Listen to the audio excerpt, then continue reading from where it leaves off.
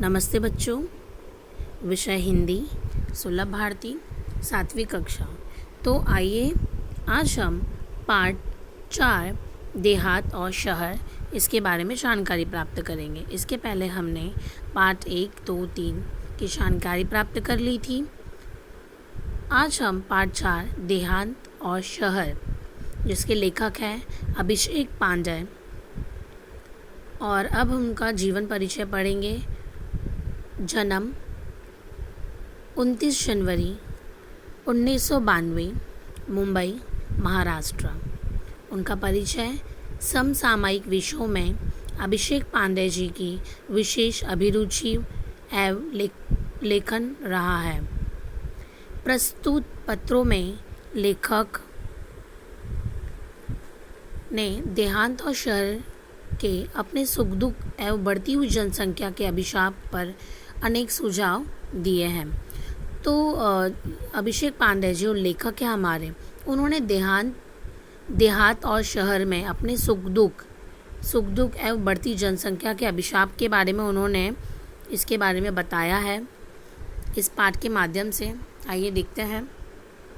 तो सबसे पहले पाठ 4 देहात और शहर में आपको पत्र के माध्यम से आपको समझाने का प्रयत्न किया गया है।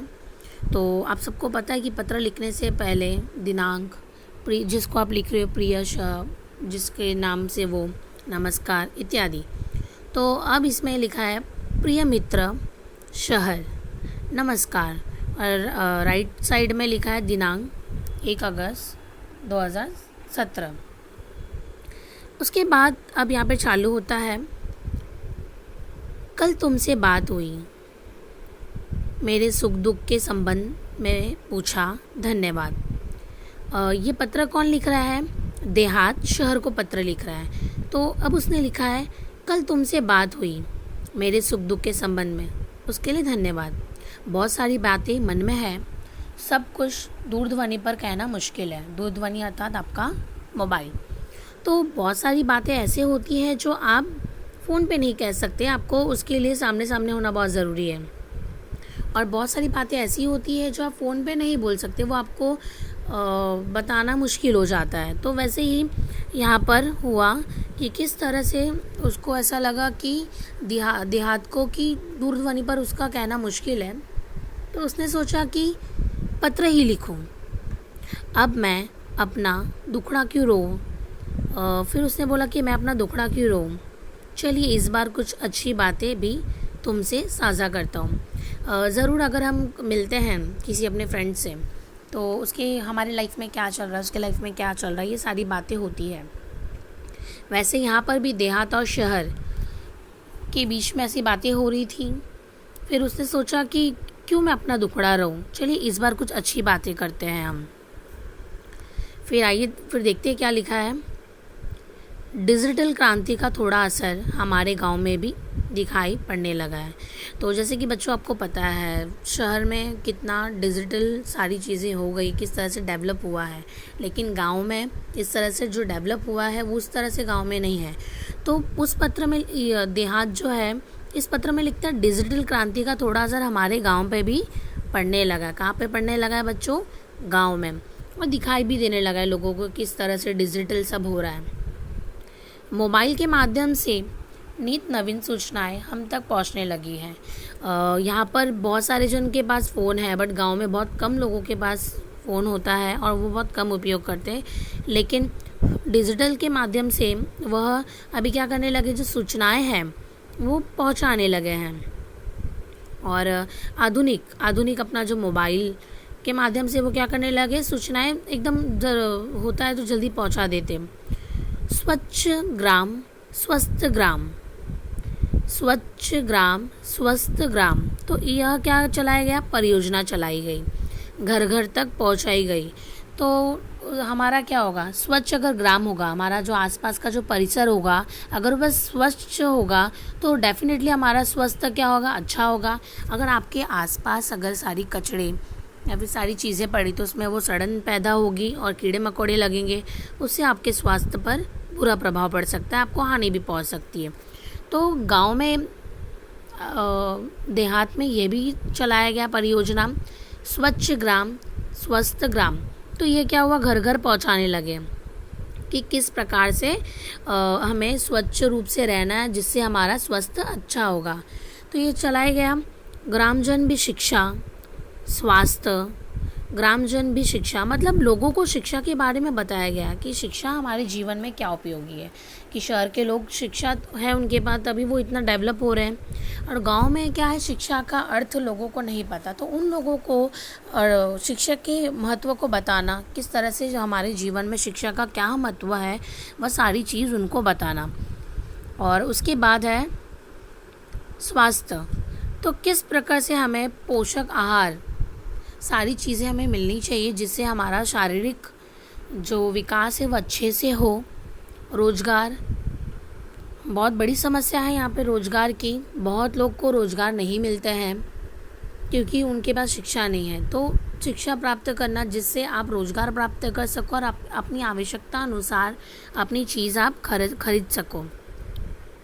उसके बाद खेती के नवीन औजार और आधुनिक खेती की पद्धतियों। अब यहाँ पर डेफिनेटली देहात में यहाँ पे खेती सारी होती है, तो वहाँ पर खेती के लिए नवीन औजार, वहाँ पे अलग अलग जो है औजार इस्तेमाल करना। लोग अभी जैसे कि फसल काटना हो तो वो हाथ से करना, तो उसमें डबल मेहनत लगता है। तो अब वहाँ पर क्या होना चाहिए, वहाँ पे आधुनिक तरीके से औजार का उपयोग होना चाहिए। आधुनिक खेती की पद्धतियों को थोड़ा थोड़ा जानने लगे हैं। अब किसानों को भी पता चलने लगा है कि किस तरह से खेती के लिए औजार मिलने लगे और वो उनका उपयोग करने लगे। तो सबसे पहले ये उनको बताना ज़रूरी है कि किस तरह से खेती के लिए आधुनिक रूप से औजार बनाए जा रहे हैं और उनका उपयोग उन्हें करना चाहिए, जिससे उनका मेहनत थोड़ा कम लगे। और डेफिनेटली अगर आपके लिए अगर सारी फैसिलिटी की है तो उस फैसिलिटी का आपको यूज़ होना चाहिए। तो अब वो बोल रहा है कि ग्रामीण भी शिक्षा, स्वास्थ्य, रोजगार, खेती की नवीन औजार और आधुनिक खेती की पद्धतियों को थोड़ा थोड़ा जानने लगे। गांव को भी जानकारी देना कि तुम्हारे आसपास कितने सारे चीज़ें जो है तुम्हें उसका इस्तेमाल करना चाहिए। तो बहुत लोगों को क्या होता है, उस चीज़ के बारे में पता ही नहीं होता है, तो वो इस्तेमाल कैसे करेंगे। तो सबसे पहले ये इम्पॉर्टेंट है कि उनको वो चीज़ के बारे में जानकारी होना। तो अब जो है देहात शहर को पत्र लिख रहा है और वो बोल रहा है कि अब गांव के जो देहात के जो लोग हैं अब थोड़ा थोड़ा जानने लगे। घर घर में शौचालय जैसी सुविधा के प्रति लोग जागरूक हो रहे हैं। पहले गांव में क्या होता था, शौचालय नहीं होता, शौच के लिए बहुत प्रॉब्लम होती थी, बहुत तकलीफ़ होती थी लोगों को। तो अब लोगों को क्या लगने लगा है कि घर घर शौचालय जैसी सुविधा क्या होनी चाहिए। अब वो उन लोगों को जागरूक हो रहे हैं, उनको पता चल रहा है कि शौचालय हमारे लिए कितना इम्पॉर्टेंट है। स्पेशली महिलाओं के लिए वो कितना है कि कभी भी वो मतलब नॉर्मली अगर शौचालय नहीं होगा तो हमें कैसे जाएंगे, खेतों में जाना वो सब। तो लोगों को पता चलने लगा कि शौचालय ज़रूरी है, तब उनको लगा कि हमारे घर घर में शौचालय होना चाहिए। उसके प्रति लोग अभी वहाँ पे क्या होने लगे, जागरूक होने लगे हैं। और हालांकि कुछ परेशानियाँ अब भी वहीं की वहीं हैं। कोशिश वही रहती है कि देहात को डेवलप करें, लेकिन बहुत सारी जो परेशानियां हैं अभी की वहीं हैं। हम उनको चेंजेस नहीं कर पा रहे। कोशिश एक्चुअली हो रही है बट मोस्ट ऑफ तो नहीं हो, क्योंकि लोगों को हम चेंज नहीं कर सकते। हम उनको जानकारी दे सकते हैं, समझा सकते हैं, बहुत सारी चीज़ें कर सकते हैं, लेकिन फिर भी कुछ जो परेशानियां अभी की वहीं हैं। पीने का पानी लाने के लिए दूर दूर तक जाना पड़ता है। अब उनको पीने का पानी भी लेके जाने के लिए बड़ा दूर दूर तक क्या करना पड़ता है, जाना पड़ता है। मेरे यहाँ विद्यालय तो है पर उनमें आवश्यक सुविधाएं नहीं हैं। लेकिन अभी देहात में क्या होता है, विद्यालय तो है लेकिन उनमें क्या है, आवश्यक सुविधाएं नहीं हैं। अभी आपको आपके स्कूल में सारी चीज़ें मिल रही है, लाइक अ बेंच, लाइट, पंखे और smart board, digital computer, library, sports room, game room, इतने सारी सुविधा आपको मिल रही है।